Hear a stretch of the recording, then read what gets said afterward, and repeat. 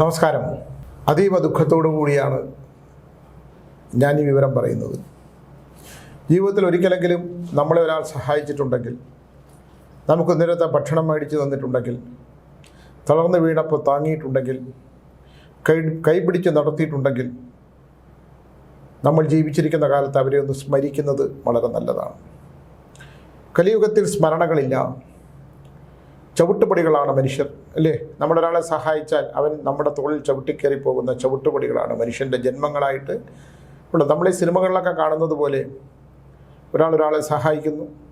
രാഷ്ട്രീയത്തിലാണെങ്കിലും സിനിമയിലാണെങ്കിലും ജീവിതത്തിലാണെങ്കിലും ആ സഹായിക്കുന്നവൻ നമ്മളെ വിസ്മരിക്കുന്നു.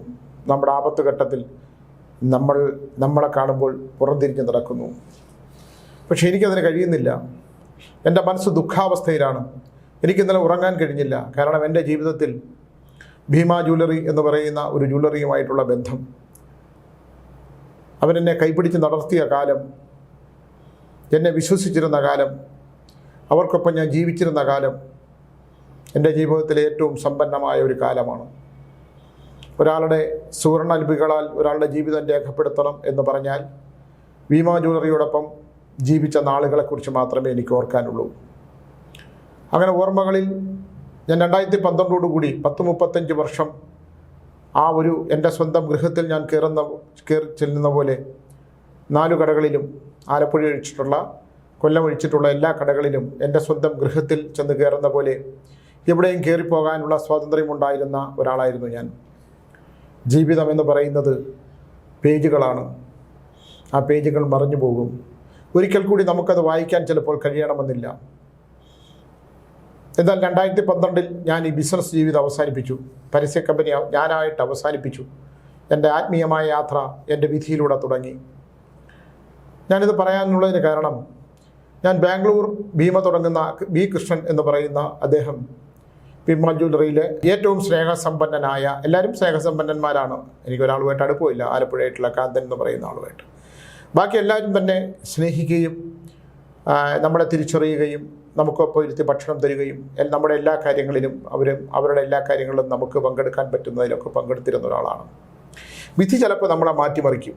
അതങ്ങനെയാണല്ലോ, അല്ലേ? ഒരു രാത്രി കൊണ്ട് ഒരു വിധി ഇങ്ങനെ മാറും. അങ്ങനെ ഞാൻ ബാംഗ്ലൂരിൽ ഈ കട തുടങ്ങുന്ന കാലം, ബി കൃഷ്ണൻ കട തുടങ്ങുന്ന കാലം, ആ 2 സ്ഥലങ്ങളും ഞാനാണ് ആ സ്ഥലം കണ്ടത്. കോരമണ്ഡലിലെയും ജയനഗറിലെയും 2 സ്ഥലവും കട തുടങ്ങാനായിട്ടുള്ള സ്ഥാനം കണ്ട ആളാണ്. അത് 2 ഏറ്റവും ഉത്തമത്തിലായി. അദ്ദേഹം ഞാനവിടെ ചെയ്ത ഒരുപാട് സിനിമകളിൽ ഫിനാൻസൊക്കെ ചെയ്യുകയൊക്കെ ചെയ്തിരുന്നു. വളരെ സ്നേഹസമ്പന്നനാണ്. നമുക്ക് ഭയങ്കരമായിട്ട് അടുപ്പമുണ്ടായിരുന്ന മനുഷ്യനെ. അന്ന് അദ്ദേഹത്തിൻ്റെ മക്കളെ ശില്പ എന്ന് പറഞ്ഞ കുട്ടിയെ ഞാൻ ഓർക്കുന്നു. കുനാൽ എന്ന് പറയുന്ന അദ്ദേഹത്തിൻ്റെ കല്യാണം ഒക്കെ വീണ്ടും വലിയ വലിയ വിഷയങ്ങളിലൊക്കെ പോയി ഡൈവോഴ്സായി എന്ന് എനിക്ക് തോന്നുന്നു. അദ്ദേഹത്തിൻ്റെ ഭാര്യ നല്ല സ്ത്രീയാണ്. സുന്ദരി മാത്രമല്ല, അതുപോലെ സുന്ദരമായൊരു മനസ്സുള്ള സ്ത്രീയാണ്. ആരെക്കുറിച്ചും പരദൂഷണമോ അഹങ്കാരമോ ഒന്നുമില്ലാത്തൊരു സ്ത്രീ. ഒരു 4-5 പെൺകുട്ടികളുണ്ട്. എനിക്കറിയാം, 2-3 പെൺകുട്ടികളാണ്, ഞാനിപ്പോൾ ഓർക്കുന്നില്ല. അന്നാണ് ഞാൻ അവിടെ ശരൺ എന്ന് പറയുന്ന അദ്ദേഹത്തിൻ്റെ, വിഷ്ണു ശരൺ ഭട്ട് എന്നാണ് തോന്നുന്നു എനിക്ക് ഓർമ്മ. ആ കുട്ടിയാണ്. അസുരവിത്തുക്കളായി മക്കൾ ജനിക്കും എന്ന് നമ്മൾ കേട്ടിട്ടുണ്ട്. പൂർവ്വജന്മത്തിലെ ശത്രുക്കൾ മക്കളായി ജനിക്കും. നമ്മൾ അവർക്ക് ആരോഗ്യം കൊടുക്കും, ഭക്ഷണം കൊടുക്കും, ചേർത്ത് വളർത്തും, വിദ്യാഭ്യാസം ചെയ്യാൻ ശ്രമിക്കും. ശൈശവവും ബാല്യവും കഴിഞ്ഞ് കൗമാരാവസ്ഥയിൽ അവരുടേതായിട്ടുള്ള എന്തൊക്കെയാണോ മാതാപിതാക്കളെ വിഷമിപ്പിക്കാൻ തുടങ്ങുന്നത് അതൊക്കെ ചെയ്യും. ഒരു വേദനിക്കുന്ന അച്ഛനെ ഞാൻ കണ്ടത്, ഹൃദയം പൊട്ടി എന്നോട് പറഞ്ഞത് സ്വകാര്യമായിട്ട് പറഞ്ഞിട്ടുള്ളതൊക്കെ ഈ ശരൺ എന്ന് പറയുന്ന, ബി കൃഷ്ണൻ എന്ന് പറയുന്ന ഭീമ ജ്വല്ലറിയിലെ സ്നേഹസമ്പന്നനായ അദ്ദേഹത്തിൻ്റെ ഏക മകനെക്കുറിച്ചാണ്. 3 പെൺകുട്ടികളാണെന്ന് എനിക്ക് എൻ്റെ ഓർമ്മ.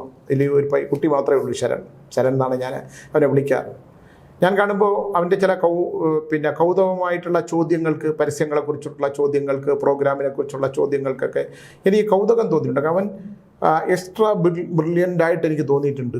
പക്ഷേ എത്ര ബുദ്ധിയുള്ളവനും മന്ദബുദ്ധികളാകാൻ ഒരു സൗഹൃദം മതി. അവന് ലഹരിയോടുള്ള ആസക്തി മതി.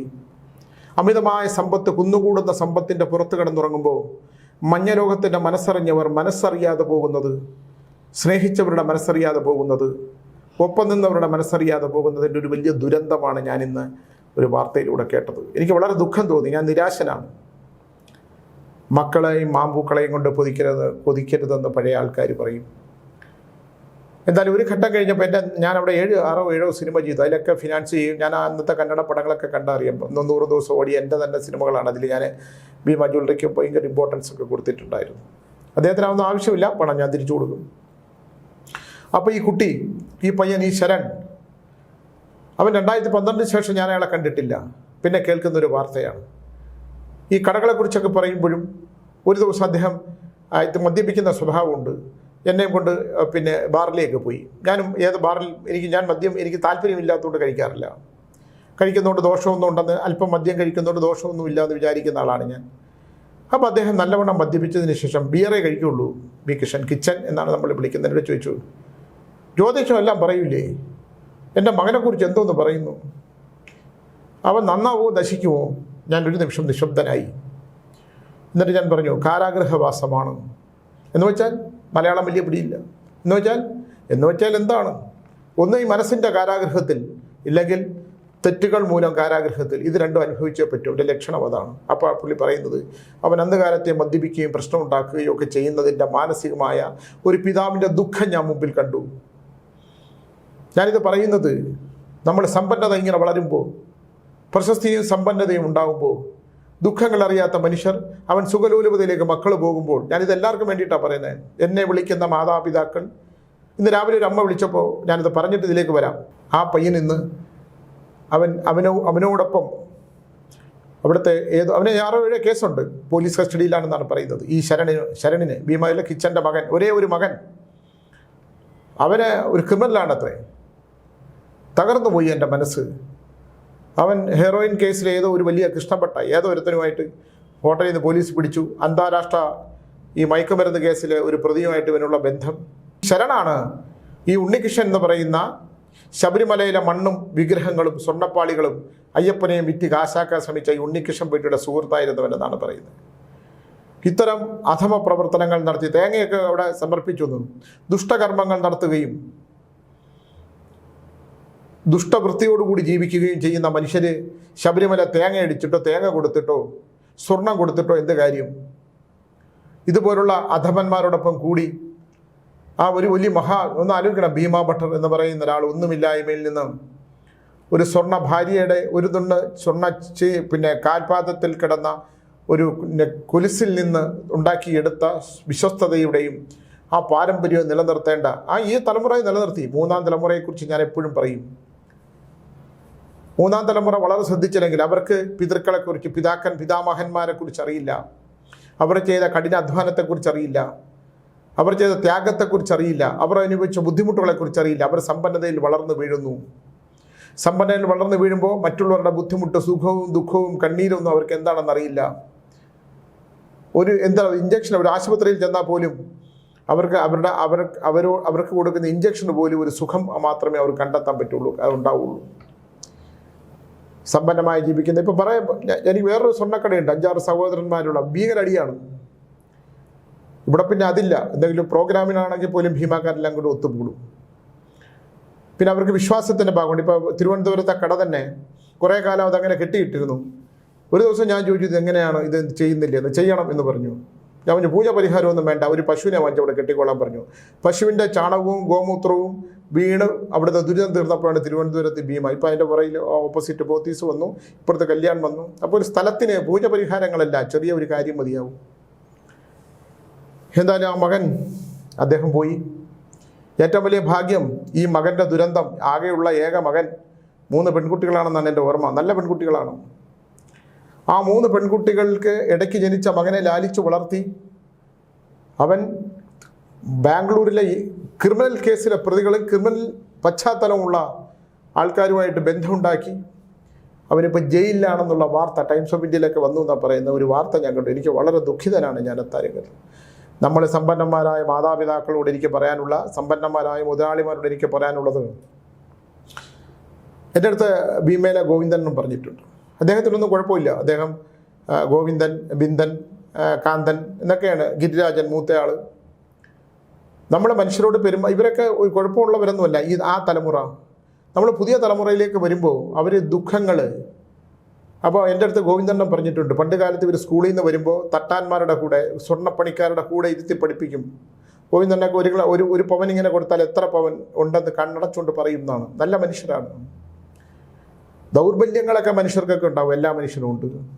ആ ദൗർബല്യങ്ങൾക്കനുസരിച്ച് അവരുടെ ജീവിതത്തിൽ ദുരന്തങ്ങളും ദുഃഖങ്ങളും സന്തോഷങ്ങളും ഒക്കെ വന്നു ചേരും.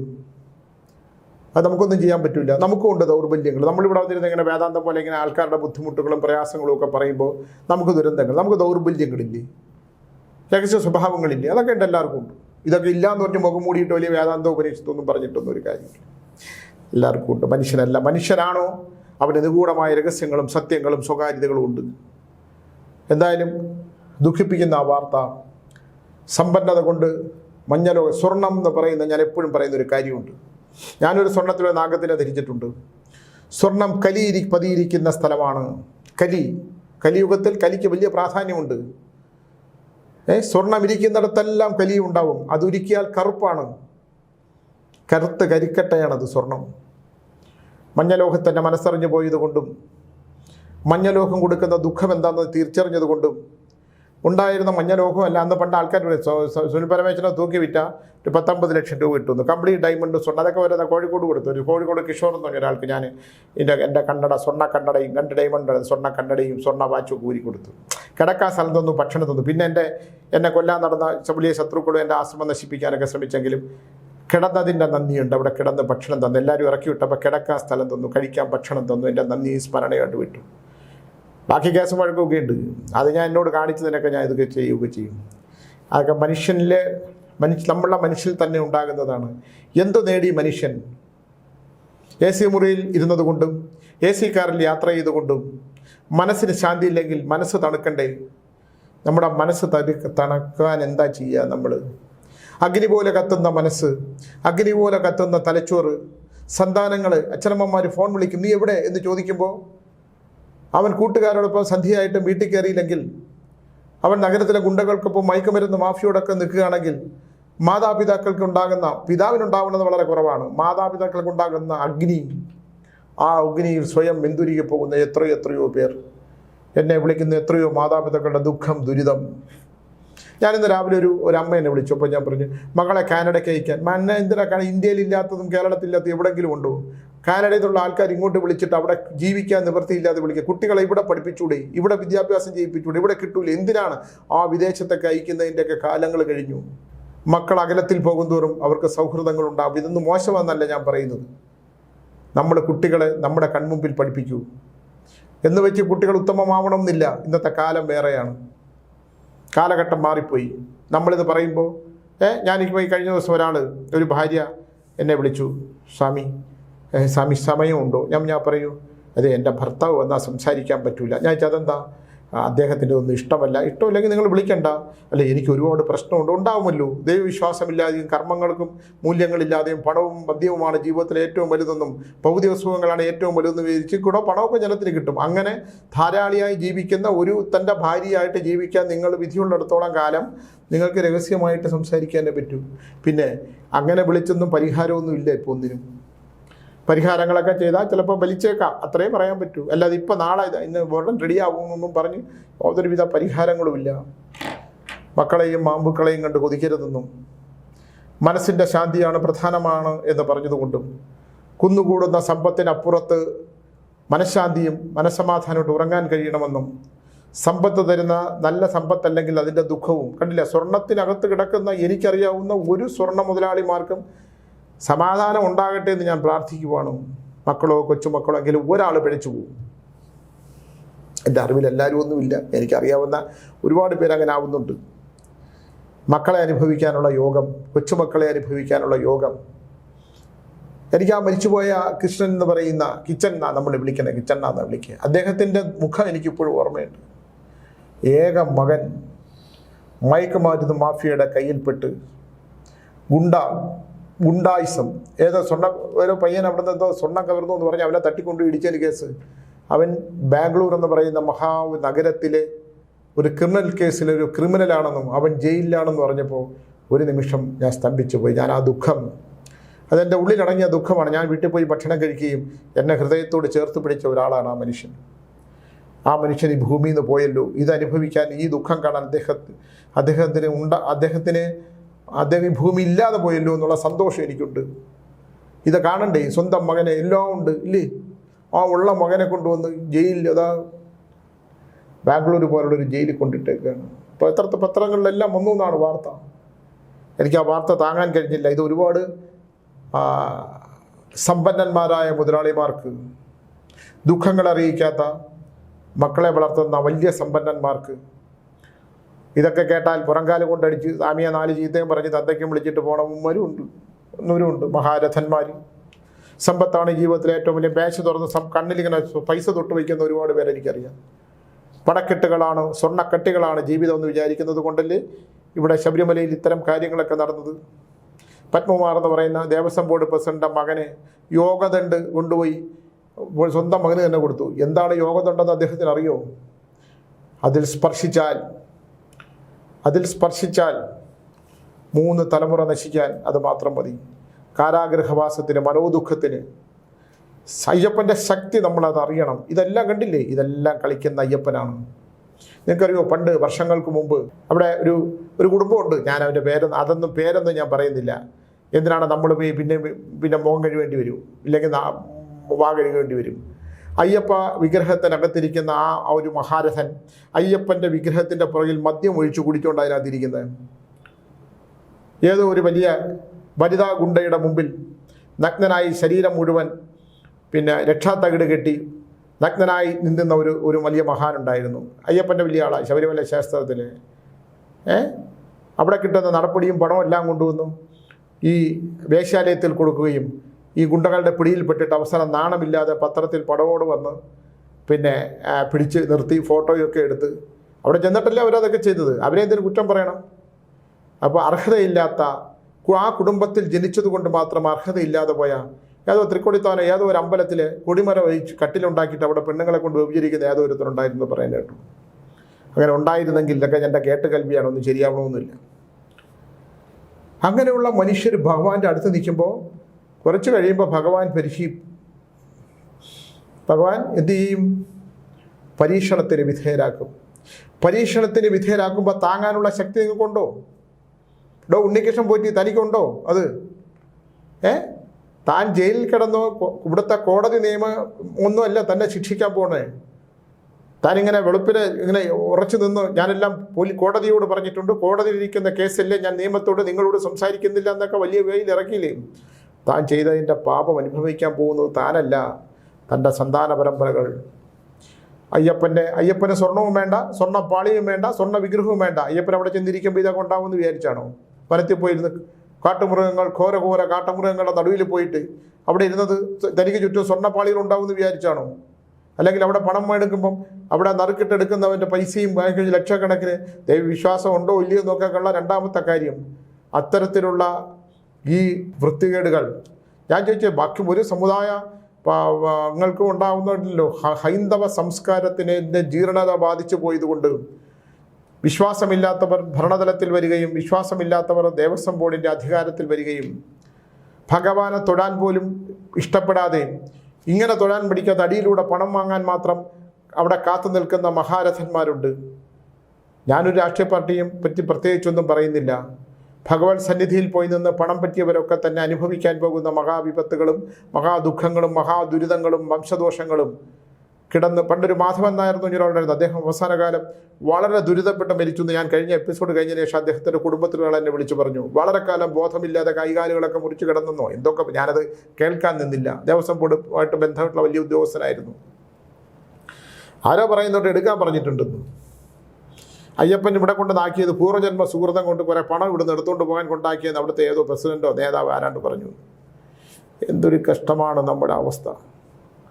ശബരിമല ശാസ്താവിന് സ്വർണ്ണപ്പാളികളും സ്വർണവും കവാടങ്ങളും ഒന്നും ആവശ്യമില്ല. ആ കാനനവാസ അയ്യപ്പ കല്ലും മുള്ളും ചവിട്ടി വരുന്ന മനുഷ്യൻ്റെ ദുഃഖങ്ങൾ ദുരിതങ്ങൾ ഏറ്റുവാങ്ങുന്ന ശബരിമല ശാസ്താവിനെ തൊട്ട് കളിച്ചാൽ കാലം കൊടുക്കുന്ന ശിക്ഷകൾക്ക് ഇത്തരം തോന്നിവാസങ്ങൾ കാണിച്ച ഭീമാ ജ്വല്ലറിയിലെ നമ്മുടെ കിച്ചണ്ണൻ്റെ മകൻ ശരൺ ഭട്ട് എന്താണ് മുമ്പിൽ നിന്ന് വിഷ്ണു ശരൺ ഭട്ട് എന്നതാണ് അദ്ദേഹത്തിൻ്റെ പേര്, ജയിലിൽ കിടപ്പുണ്ടെന്ന് കേട്ടു. ദുഃഖം, എനിക്ക് സഹതാപമുണ്ട്. സഹതിപ്പിക്കാനേ കഴിഞ്ഞു. എൻ്റെ സന്തോഷം അച്ഛൻ പോയല്ലോ എന്ന്. പിന്നെ ബാക്കിയുള്ളവരെ കുറിച്ച് എനിക്ക് പറയാനില്ല. ആരോട് എന്തു ചെയ്താലും അത് ദൈവത്തിൻ്റെ ബുക്കിൽ നോട്ട് ചെയ്യും.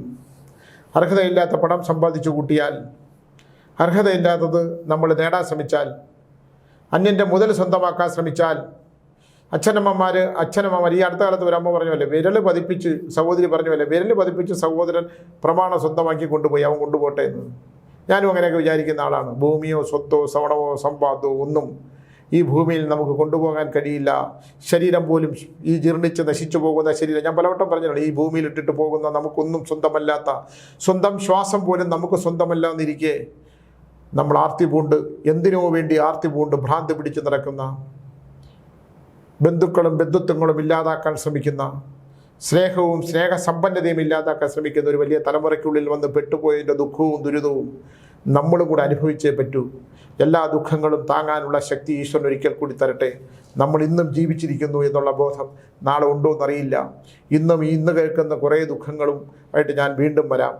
നമസ്കാരം.